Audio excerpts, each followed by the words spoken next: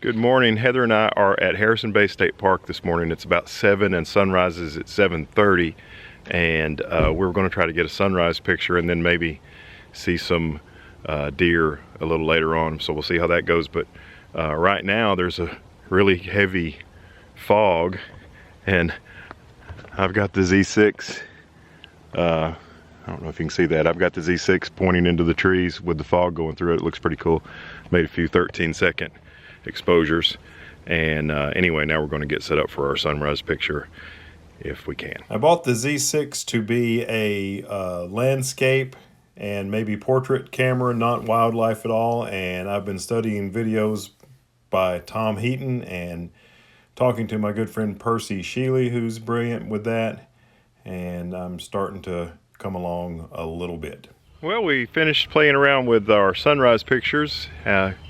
It's kind of foggy here, and I think the best pictures may be before the sun came up, looking at the trees through the fog. But anyway, as you can see, the sun is here. Now we're going to ride around and see if we can find some deer. This image is maybe my favorite of the day, and it was made after I thought we were done.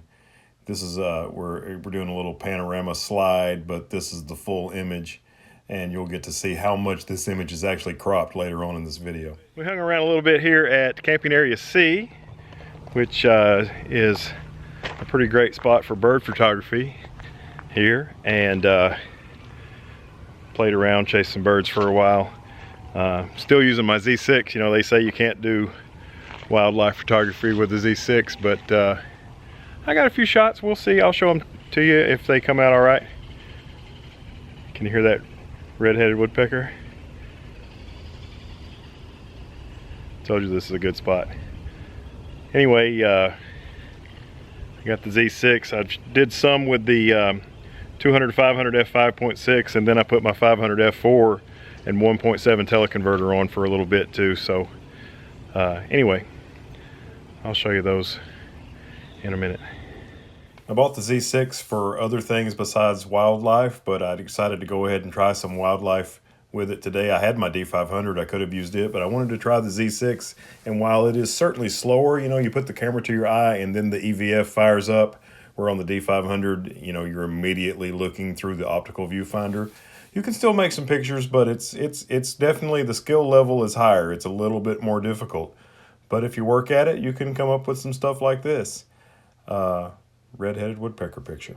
They have a captive red-tailed hawk here named Scarlet. She's pretty. Okay, here are the images in Lightroom that I liked enough to publish from today. All these are Z6 images. Thought I'd take a quick look at them here in Lightroom for you. There's the cloudy one. That's at ISO 100, 15 seconds, f4.5. This is using the 24-70 2.8G. Here's this tree, another ISO 100, 32 millimeters, same lens, f11, 6 seconds. Oh, well, this one hasn't come up in the video yet. I'm going to show you this one at the end, but it's ISO 100, 24 millimeters, f4, 1/3 of a second. We had to sit pretty still for that one. Here's this one. I wanted to show you how much it's cropped, because one of the things that worried me about the Z6 being only 24 megapixels is sometimes I do a lot of cropping, and you know, I have a D800 which is 36 megapixels, so you can crop it a pretty good bit and still have a lot of data. And you know, these days D850s and Z7s have what, 45 or 46 megapixels, but the Z6 is only 24. And you can see how much this image was cropped. I had a different idea in the field, and when I came home I found that this crop right here worked out better. And there's still plenty of information there.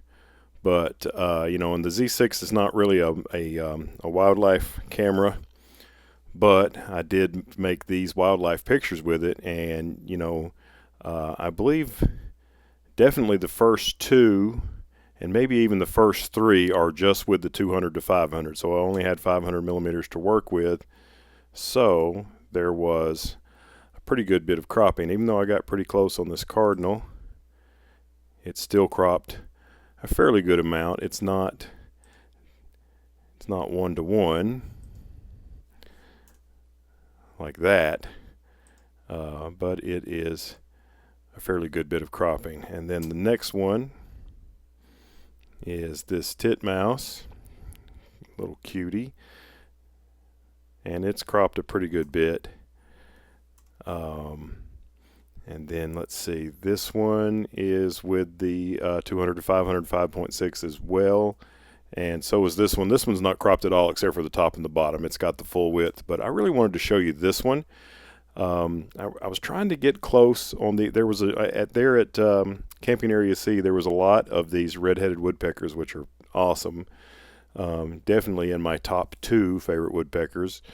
And this particular file, even though it's 850 millimeters, this is my 500 f4, and with a 1.7 teleconverter, so that's wide open as f6.7, 2500 ISO and 1/2000th of a second.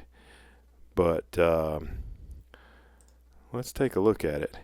It's pretty sharp. Now I think the head's not as sharp as it could be. I think the focus point was actually right here. I was shooting with that big lens handheld because I was kind of running around. So I was just having to flip it up real quick and do the best I could to get the bird in the frame when it would land for a brief moment. But look how much this image is cropped. I mean, that is a ton. And again, this is only a 24 megapixel camera, not 45 or 46. So I was really pleased with how much detail there still is in this picture, even though it's cropped so much.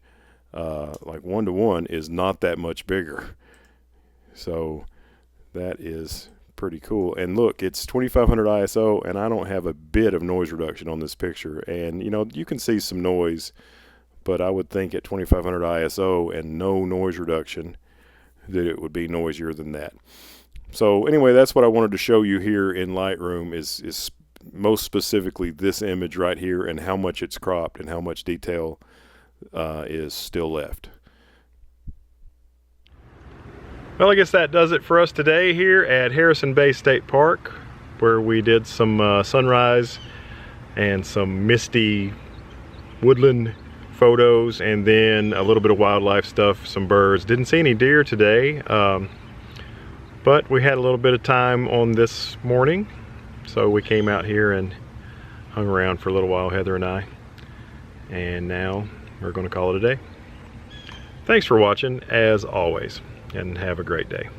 I always save the selfies for the end. There's Heather and I on a park bench, and I appreciate you watching this video. If you feel like it, click the subscribe button. I would certainly appreciate it.